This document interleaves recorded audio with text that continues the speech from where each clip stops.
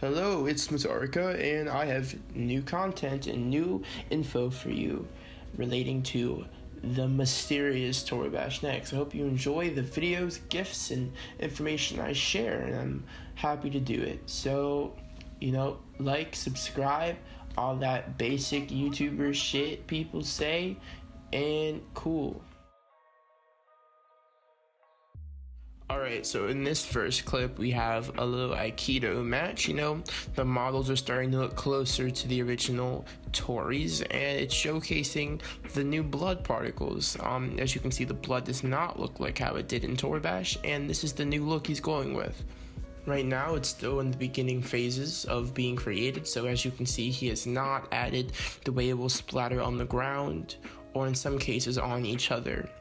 And right now, we're looking at the quality of the game set to the minimum. How it will look when set to higher quality such as maximum or medium, we'll see. In this clip, Hamp will be showing us how the grabbing works currently in the game. So as you can see, we have these little modding menus on the side where you can customize things like the grip triggers and such. And with that, you can mess around with the different values and you can add different properties to your grabs. Grabbing in this game is going to be a little bit different.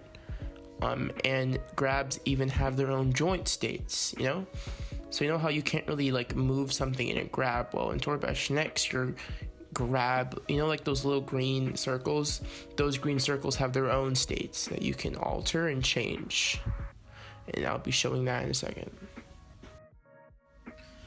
Now, the Q is going to be very interesting because what I've been talking about with Hampa is how there's this new feature where, when you are having a match and you get disconnected mid-match without using some sort of resparring Lua, you can't go back and continue that match with your partner because, it's ended, it's concluded, the match is over.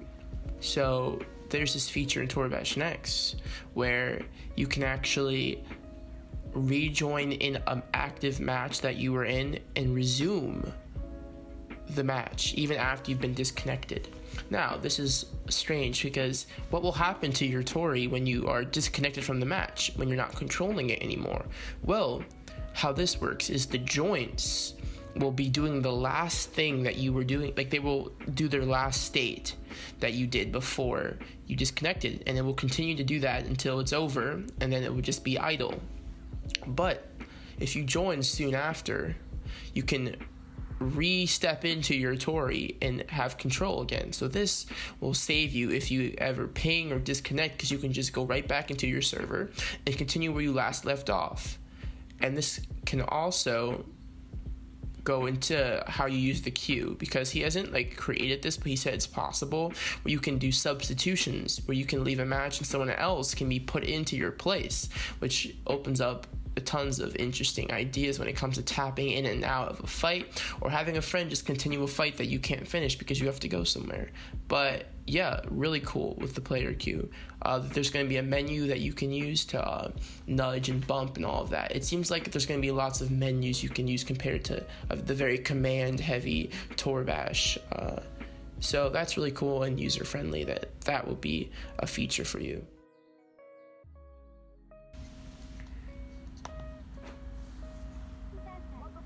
Alright, here's a little look into how weapons and these weapon models are coming along. As you can see, we have bow staffs, guns, swords, etc., etc. It's very cool and the models look beautiful. I think what's really groundbreaking is this new gun mechanics. He's still working on how these things will work, but it's just really interesting that he's starting to integrate these different mechanics into the game.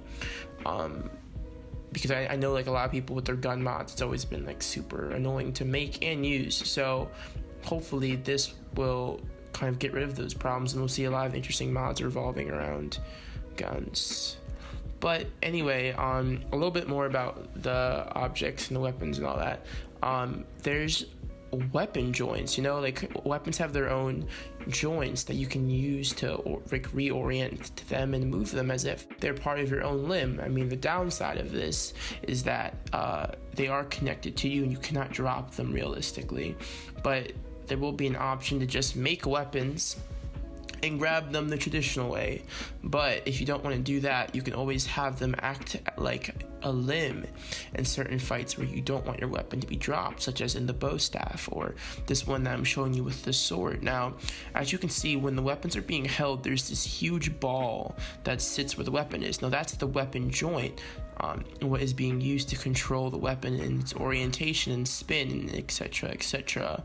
Now he's still trying to find a way to make this big bubble a little less visible because it looks a little wonky, like, of course. So that's what he's working on now, but I'm sure he'll find a way to make it look a little bit more nicer. But so far, that's what he's doing with weapons.